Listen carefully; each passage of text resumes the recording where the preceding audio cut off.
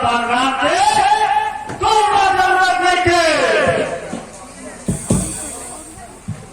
ये बता तू अंशु के कहे भगा के ले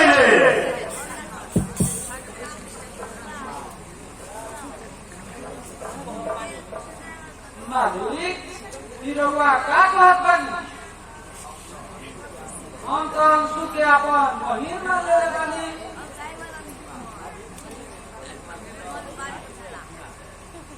मालिक अगर ई बहिन बानी तो सरवा भगा के ले आई। बस धीरा बस, अगर एकरा आगे एक शब्द भी बोले तो ठीक ना होई।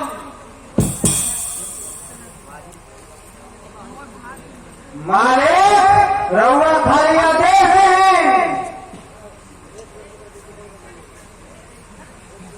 साला लेकर 1 मिनट में बोलती बंद करके ऊपर पहुंचा दिया जाएगी।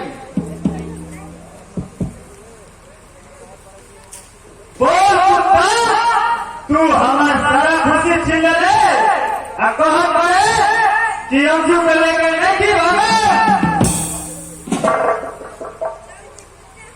रउआ हमरा पर विश्वास करी मालिक। हम अंशु के लिया के नहीं भागल, बल्कि अंशु के घर से मजबूर करके भगावा दूंगा। ते झूठ बोले पड़े, ते अपन गुनाह छुपावे खातिर हमारा माई बाबू पे झूठा इल्जाम लगा पड़े।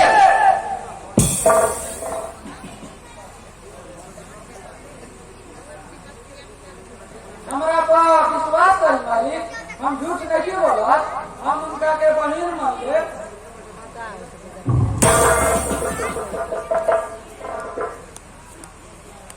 अरे तू दुनिया के नजर में बहन बोले बारे, लेकिन हमारा नजर में मैं अनाज बोले बारे।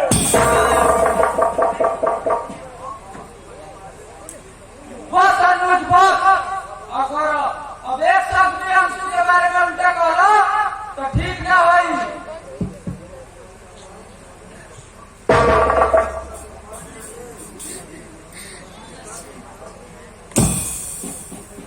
कुत्ता, तू हमारे हाथ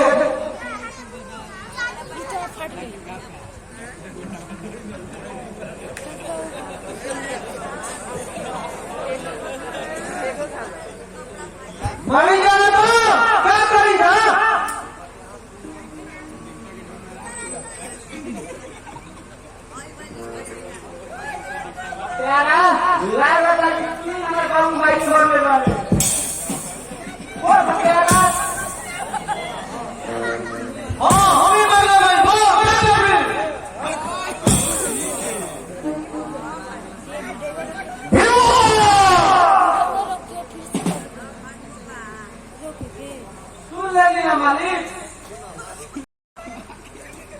मालिक राव दिमाग सही बोलो। हाँ, अब हमारा दिमाग सही होगा।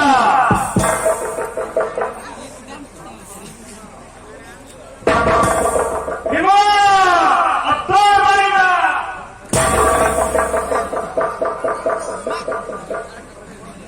हमरा दो बजे तक मालिक। हमरा दो बजे तक मालिक।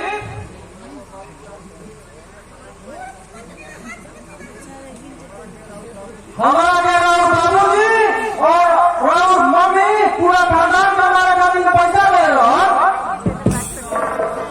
तू झूठ बोलत बाड़ी।